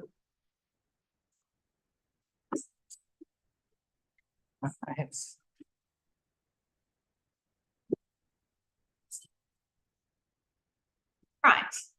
Councillor Olds. Thanks, Janice. Thanks very much for a comprehensive report on the timelines and when all this work was done. One of my concerns that I have is the re-litigation of a lot of historical decisions that were made back in 2016 and prior to 2016, when this was supported by the the Martin Borough Community Board and the Martin Borough community at large. And I'm concerned that if we were to go back to square one and look at other options for discharge of treated wastewater to land, the cost associated with that is a huge risk for this council. And also lawyering up and getting more legal advice around decisions that were already made will also impose significant costs to this council. So I'm very conscious of that. And I think at the time that these decisions were made, or the recommendations were put to the commissioners who actually sat and listened for 3 days, 4 days on the discharge to land case for Martin Borough for the 35-year consent. All these factors were taken into consideration: the legal advice, the support of the community, all those factors, for instance, gave confidence to the commissioners that a 35-year consent will be granted, subject to the. Could I just talk to that? Could I talk to that? Yeah, so we'll take direct comment to that from Councillor Plummer and then go to Councillor. Okay, so you're partially right there. The current hearer of the district plan, combined district plan, was the commissioner that did that hearing. And the issue has arisen not so much on that hearing, but that the designation is now encompassing the entire farm. So that's why there's going to be another hearing on it. So the original hearing that you're talking about stands. That's it. So it's a change in the actual area that's now being designated. That's only the designation, though. That's only the designation. That's the designation that's going up for. I believe that Janice has said already that the area of the farm has been reduced back to the 53 hectares. So it's not in line with the consent process. Councillor Elams. Thanks, Chair. I certainly take on board, Colin, and I know that you were on council back in 2014, 2016 when these matters were discussed. However, I think there's been a hell of a lot of change in the last 8 to 10 years around Martin Borough, and not only around South Wairarapa district, but also globally as well. At 2014, the total cost forecast to pump the treated wastewater from the existing plant to Payne Estate between 2025 and 2035 was forecast to be 6.4 million. Now, we all know that, and from our last annual plan last year, we were told that infrastructure costs have increased significantly. And no doubt that 4.6 million won't be 4.6 million anymore. The first lot of work is supposed to be starting in 2025 for that process. But we haven't received any information on what those costs are now going to be between 2025, 2030 and then 2035, when 100% of the treated wastewater is planned to be discharged onto Payne Estates. There was also reports or also mentioned in the application form or application for the resource consent that easements would need to be obtained, presumably to cross private land for the pipeline to go from the wastewater plant to Payne Estate. And no doubt those easements would cost, would there be legal fees involved to go through that process. In the 2014 application, 20 houses were listed as being within 436 metres of Payne Farm. But now in 2024, there are additional 9 new properties,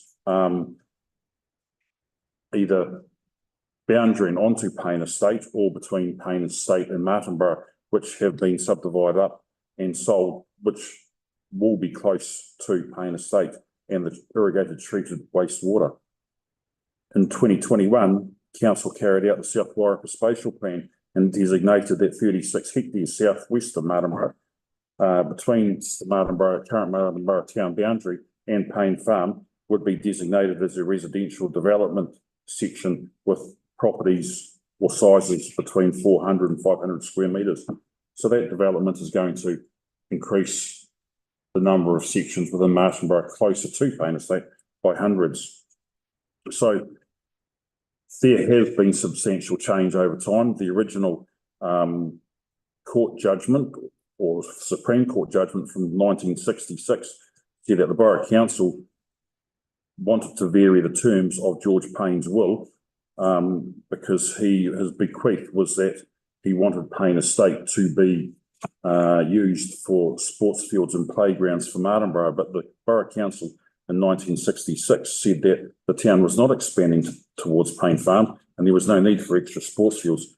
But now in 2024, 2030 or 2040, it seems that Martinborough is expanding towards Payne Farm.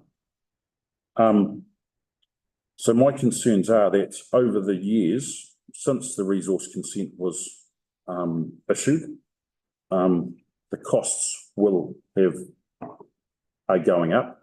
We've also heard that there are neighbouring properties or neighbours to Payne Farm who have, in letters to Martinborough Community Board and the council, said that they will take legal action against council in relation to this matter, which is only going to cost ratepayers and council. Councillor Olds, I certainly accept that, back in 2014 and 2016, there was good intent. And the vision was to irrigate the treated wastewater on Payne Estate. And perhaps back then that may have been the gold-plated option. But as time has moved on, are there other options for the use of that treated wastewater rather than irrigating it onto Payne Farm? And I'd certainly like to see some other options developed, which might not be so expensive for our community and our ratepayers and our council. Councillor Plummer. Yeah, so there's 2 issues that I see here. First one is the issue of land use and who has the right to determine what that land is used for, and that's what we're getting legal action on, legal advice on. Second issue is actually about income from that land. And I'm very much guided by the Supreme Court decision that says that the income from the trust land should be used in maintaining blah, blah, blah. So the issue is actually, is the farm producing an income? And if so, where is that land? And this is what Janice and I and Pip and I talked about how we do that. Whether that's a lease agreement or some mechanism that says that council will abide by this decision and provide income for this land, go to an organisation separate from council who will then abide by the wishes of Payne State, which was to be used in maintaining the facilities for for Martinborough. So that's the income side. The land use side, Janice is getting advice about who can dictate on land use and will be guided by that. But the question I would raise to those people who are saying not on Payne Farm, not on Payne Farm, is if not Payne Farm, where will you dispose of this? You know, and this is very much a Martinborough issue. It is only Martinborough. It's not South Wairarapa because Martinborough is bounded by rivers. And so, you know, we're not going to be pumping this to Featherston or to Greytown or Carterton. So the issue is actually, what do you do in Greytown? And right now, there is no other land. So, and the law says we can't dispose of this into water. So it's got to go to land somewhere. And if it can't go to Payne Farm, you've got to ask the question, say, where? And what is the cost of that? And B, is there any land available? These are the questions that need to be answered before you can, now it's all very well to say Payne Farm, Payne Farm, Payne Farm, but it's a much bigger issue than that. Because if you say no to Payne Farm, the question is where, and then who's going to pay for it if you can even find the land.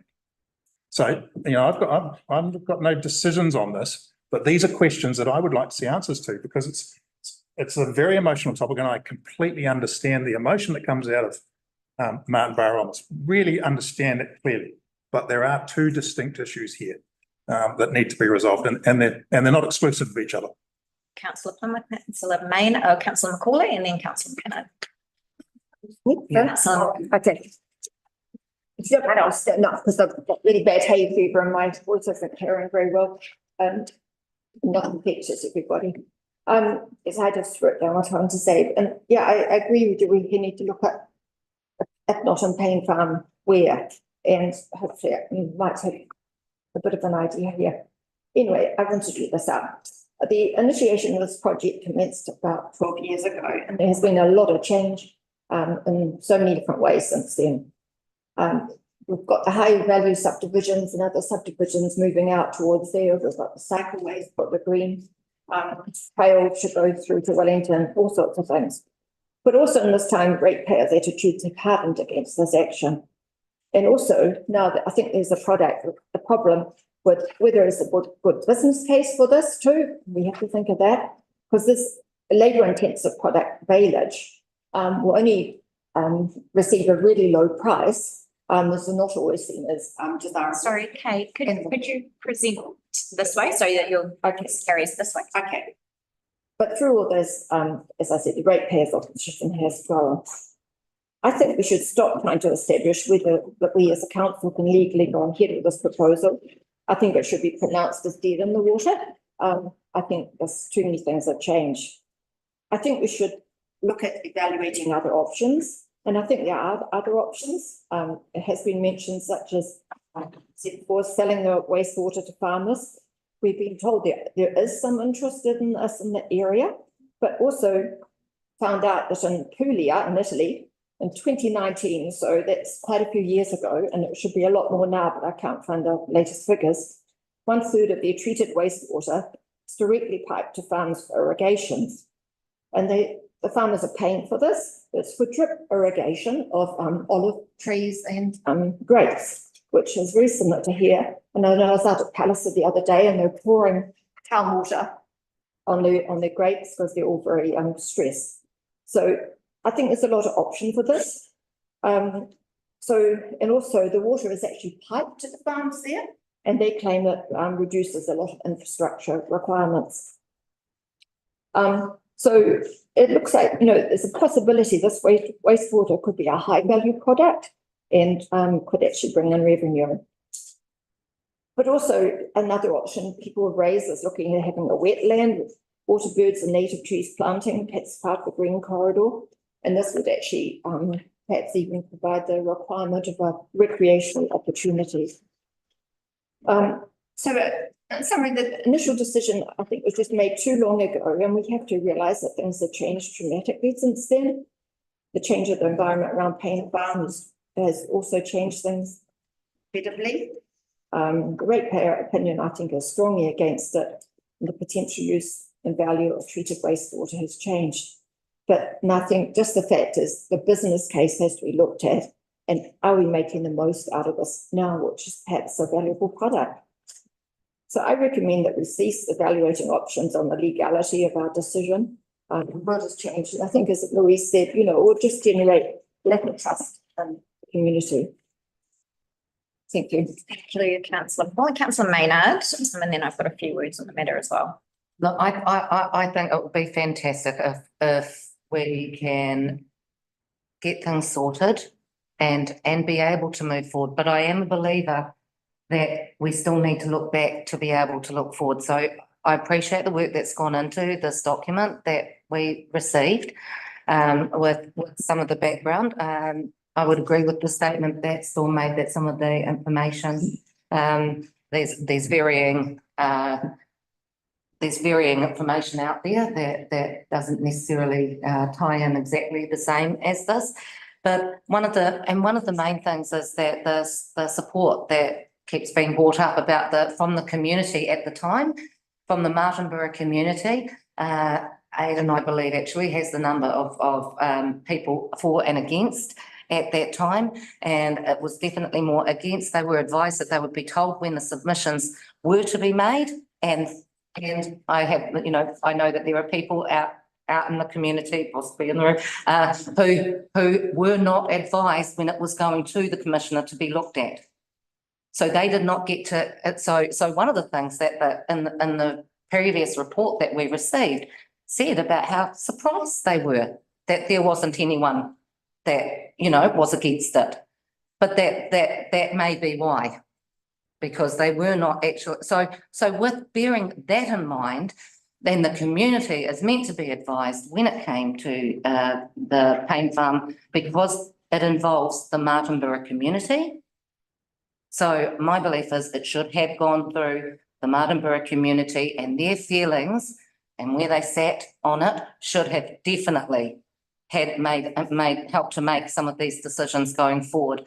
But I still have a concern that I have not seen a High Court decision that using the Payne Farm and changing it to wastewater, I still have not seen anything that says that our council took it to the High Court to get the usage changed for Payne Farm prior to doing that. And previously it had to go through that to be able to change what the will had originally said, and that way it supports the community grounds and sports grounds.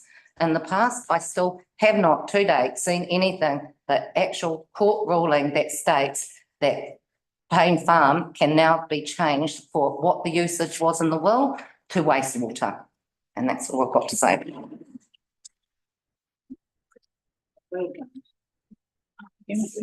Okay, so I think obviously this is a highly emotive situation, and we as a council need to, in all areas, but in this one particularly, be back and honouring the past. But we also have an obligation and a need to be looking forward and to be making good, prudent decisions on behalf of our current community, making sure that they are well resourced in their infrastructure, but also that we're making decisions that are prudent financially as well.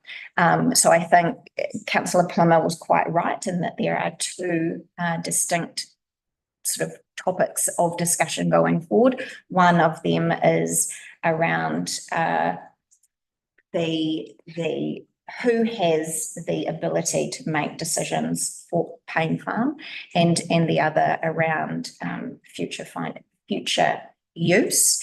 I think we need to be very careful in this space right where we are about making hard and fast decisions without perhaps having the full complement of information.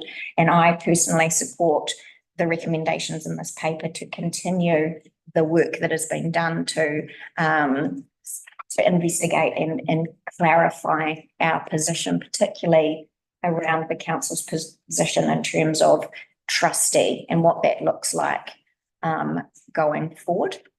And I also understand that the point that councillor Plummer made, look at me making reference to you in positive light this morning, around if not Payne Farm, then where and how and what does that look like? And I would certainly support Janice instructing her staff to look at what an alternative is, because I don't think that we could, or I certainly don't feel that at this point I could support councillor Macaulay's suggestion to cease and desist with the direction of Payne Farm without knowing what is an alternative, what does that mean for this community, and particularly what would that cost in both financial terms and time.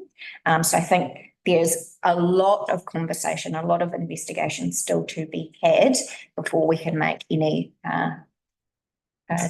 firm decisions and where to from here. Councillor Old. Yeah, thanks, Your Worship. I guess one of the things that we looked at back in 2016 was emerging technologies and perhaps finding more acceptable solutions, because we went from discharge to a water body, effectively, mainly a Rimhanga catchment, to discharge to land. And that was widely accepted by our communities right across the district and also within Murraydon as well.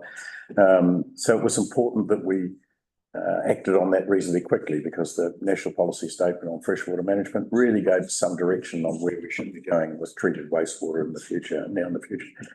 I guess I have some concerns that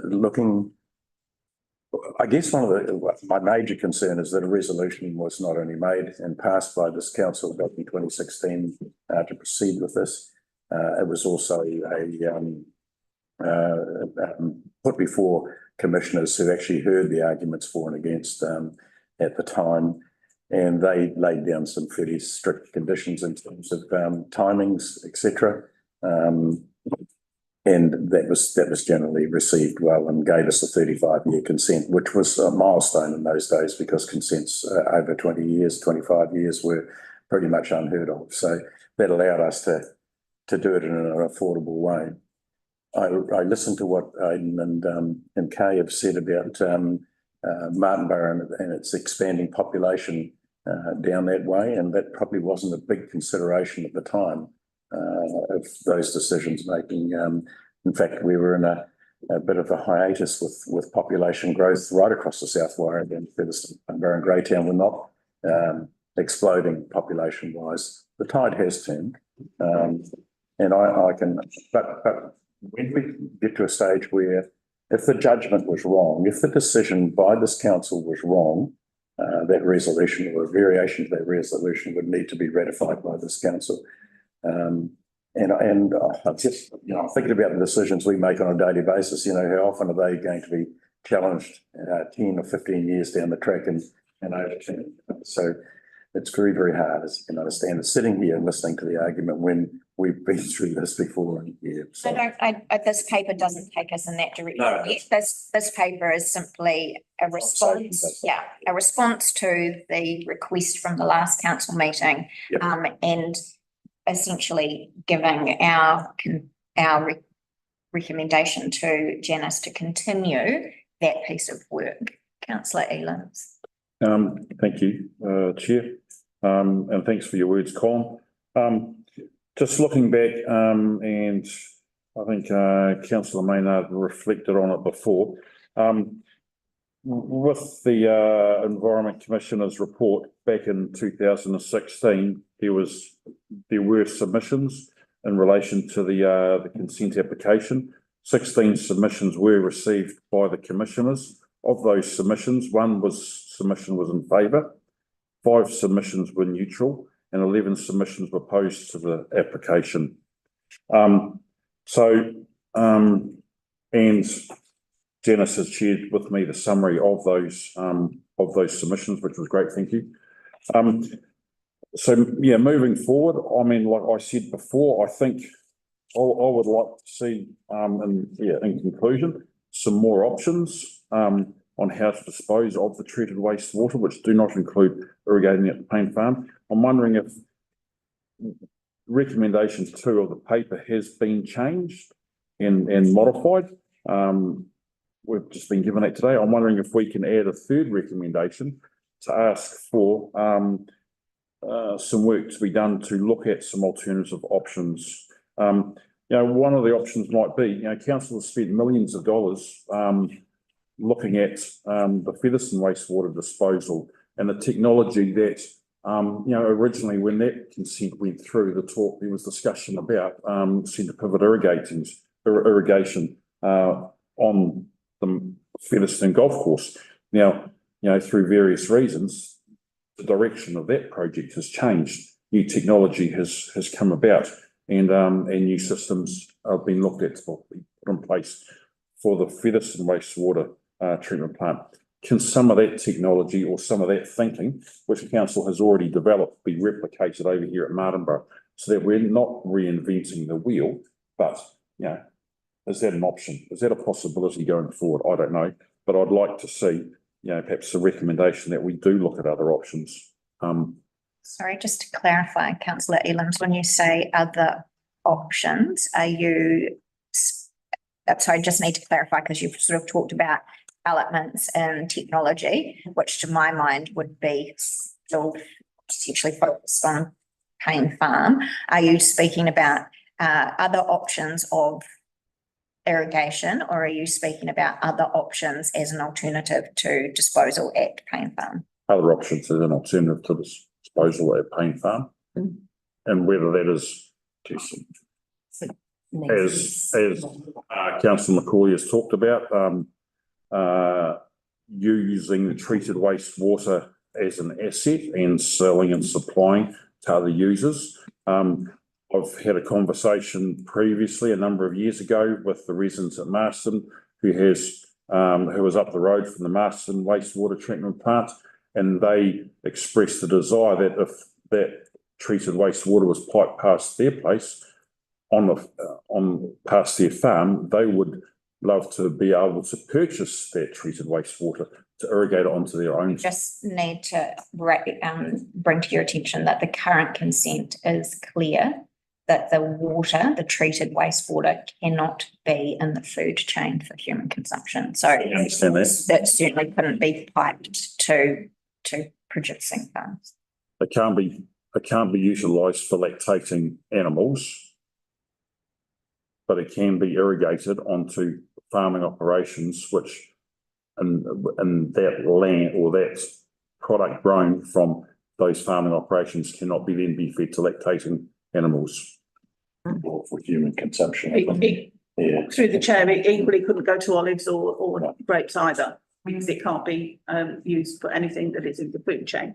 Through the chair, I think hindsight is a very powerful tool, and I think if you're standing here now 8 years later, you're looking back and trying to relitigate a decision that's 8 years in the making. We have an active consent, and that active consent has conditions, and you need to understand that. So this is not, from my seat, this is not a debate. The consent has been set. It's been set for a specific purpose, and it has conditions that we have to activate and follow through to make sure that we comply with our consent. When the wastewater strategy was done back in 2011 and prior to that, there were options considered at that time. They included wastewater being moved from all of the treatment plants to one local place for disposal and also for connection to Carterton. Both of those options were extremely expensive then, and the one to go into Carterton was almost twice as expensive as doing anything locally. So these options have been looked at before. As part of the process we go through with Wellington Water, who are our advisors in this space, we will be looking at technologies, we will be looking at options, and those will come forward as we move through those stages of the consent requirements. I would not want my staff charged with looking at that now, given that that is something we need to do with Wellington Water as we activate the consent. I am prepared to look at bringing all of the information around these issues back to the table so that you, as the elected members of today, can see what was done 14, 15 years ago in terms of those conditions and those options. And what it would mean if if the nuclear option was taken to say that it wasn't Payne Farm, what would that mean for council? It is, from my seat, a dangerous road. So we need to be careful how we navigate this one, because we have an active consent in play for Martinborough. Right. Well, final word to councillor Maynard, and then we'll move on to the recommendations as they stand. I've already stated some of my concerns and I do note, and I'd like it noted that there certainly hasn't been any answer to with regards to the High Court ruling. That got changed to wastewater. I understand that you're saying that it went through the consent, but I can't see that it was changed to wastewater.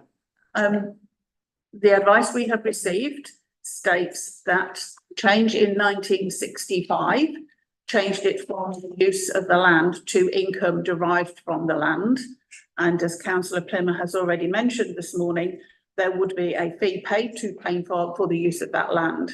Therefore, it is not inconsistent with the ruling in 1965 because it is generating income for the land use. So we do not need to get a High Court judgment to change the purpose of the will, because we're complying with the 1966 scheme that said it had to be income generation, which is what this would do.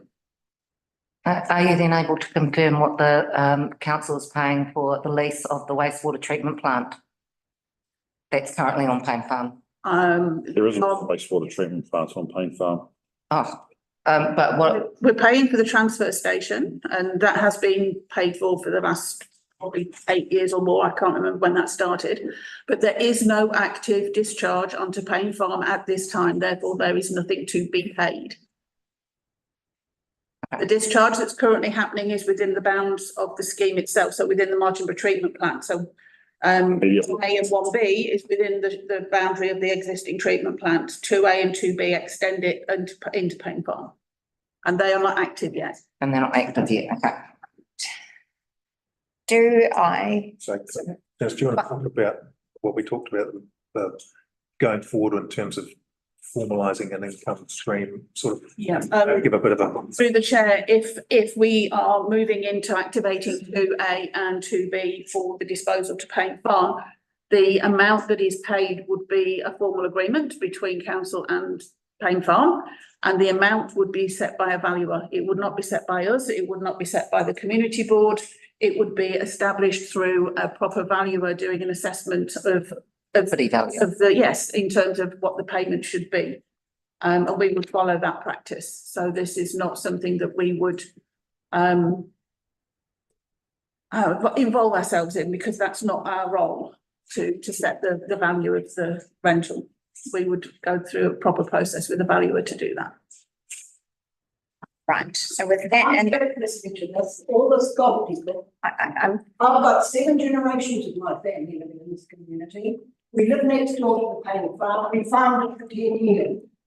And I've seen you conniving and bulldozing your way through to turn an old man's benefactory sort of wishes into shit. And he was a special man in this community. He went from hawking goods on a horse around the community to one of the most prestigious grocery stores in this town. He was well thought of, and he left his farm to the children of Martinborough, to the community, not to any board or community board or borough or anything else. It was for the community, for the children. The borough's... Sorry, I need... Don't shut me down. I'm all right. You can talk to me. I will not stop talking because I'm irate. And I'm just sick and tired of listening to I think we'll take an adjournment. I'm happy to listen to you, but we cannot... Listen to me now. I'm sorry.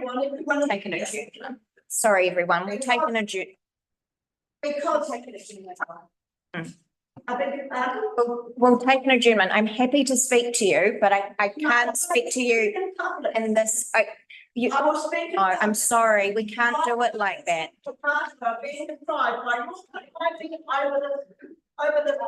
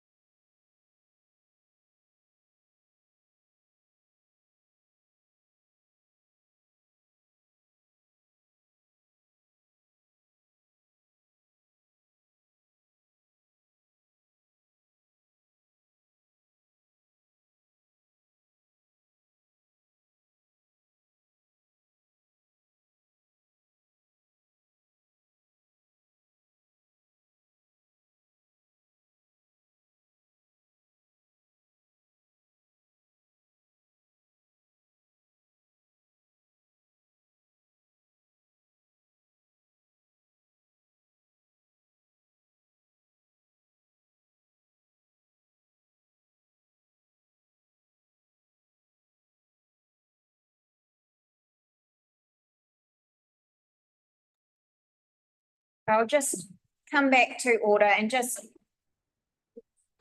sorry, we've lost councillor Elam's in the process.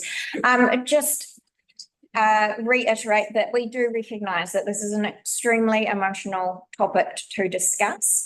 But we do have to follow due process. We do want to hear from the community. Absolutely. We've seen that this morning with 6 public presentations, but we do have to engage in a way that allows our meetings to still proceed as they should. So we were at a point where we were starting to wind up conversation on this particular paper this morning. So if there are no, sorry, I'll carry on. If there are no further conversation to this morning, we'll look to move the 2 recommendations. The first being receive the Payne Farm history, legality and consultation for treated effluent disposal site report. Oh, sorry, we already received it. And 2, so we're just moving to number 2, which is continue to seek legal advice on the nature of the trust and the council's role as trustees of the land at Payne Farm, to be reported back to a future meeting of the Strategy Working Committee. Do we have a mover? Thank you, Councillor Plymouth. Do we have a seconder, please? Councillor Olds. All those in favour of the motion, please say aye. Aye. All those against? Abstain. Abstain. So we've got 2 abstains and the rest in favour. Thank you. Right, we are now moving on to the motion is carried, and we're now moving on to item E2, the action items reports. I'm sorry, I just feel that there's more work that needs to be done, and I would like there to be a note, please, that can we, at the next Strategy Working Committee meeting, can we please have a look at the work that states about the difference between using the land at the golf course compared to using the Payne Farm land? That you said has already been done. So we will bring a report back that outlines the work that was done in the past. about the difference in the water tables.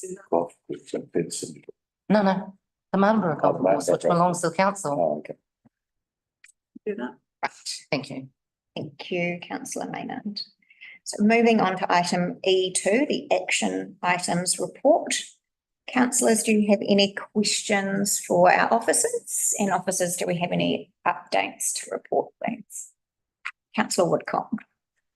Chair, action 461, Greyhound Sports and Leisure. Have we got any progress on that? And the first one, give you the answer on the second one, number 58, which is the investigation into changing the bypass around Martinborough. Was different suggestions that it should be shifted to Napier Street, Aiden said we might attend us. I had the opportunity to take my truck and trailer around that way yesterday. My truck and trailer is probably, the one I was driving was probably 10 or 12 metres shorter than the likes of Martinborough transport trucks. No way I'll be able to use that road. Because my short truck had trouble getting around without going over the footpath. And just about created another driver to panic. So it's definitely one option that can't be done, but is there any, it has investigation gone on bypass? Right, so we'll go to point 1, which was Greyhound Sports and Leisure, and then Through the chair, that will be part of the deliberations paper that comes to the meeting in May. The Greyhound Sports and Leisure. And in terms of the second one, there is a report being prepared on Dublin Street for a future meeting. I'm not going to say it will be the next meeting because I'm not sure how far we've got with it, but it's definitely being worked on.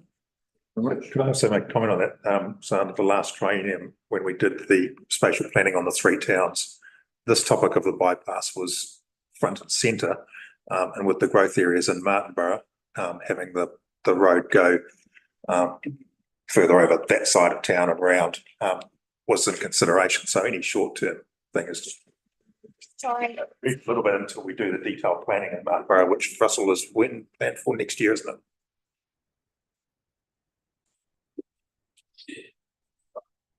Through your chair.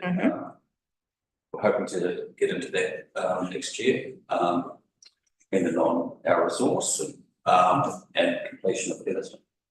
Yeah, I would think that's probably the more appropriate place to do it, is because it is, any other thing is a short-term thing which is not going to be viable, as Woody has said. At the moment, that's the only street that's available for those big trucks until we do the detailed planning. Sorry. Back through the chair, we are not putting a paper up with alternatives. We're putting a paper up around what we can find about how we landed where we were with Dublin Street first. And also in response to the issues that have been raised by the public around the state of the road. So we're not putting forward a paper that gives you alternatives, just some information on Dublin Street. Great. Thank you. Have we got information for that? We don't know. That's why I'm not promising for the next meeting. So we're currently trawling our records to see what we can find. Be under the borough. And any other questions re the action? In 62. We dealt with that report now, but there's still further information to come, isn't there? So will that be modified? That will be updated based on the outcomes of today's meeting. So, Madam Chair, I wasn't there at the start of this when Mr. Campbell did his. Should we put this down as an action item? It was requested Thank you. that it will be actioned. Thank you. Right, if there's no further feedback on the action items, we will move to the chair's report from the acting mayor. Basically, this is just some tweaks to the committee's terms of reference based on the portfolio workshop that had happened at the end of February. There were just some refinements to the role and focus for the year ahead that have been updated, and also noting that Violet Edwards has been appointed to the strategy working group as well. Any questions? No, it's all pretty straightforward, really. That being the case, do I have a mover to adopt the updated council and committee's terms of reference? Thank you, Councillor Gray.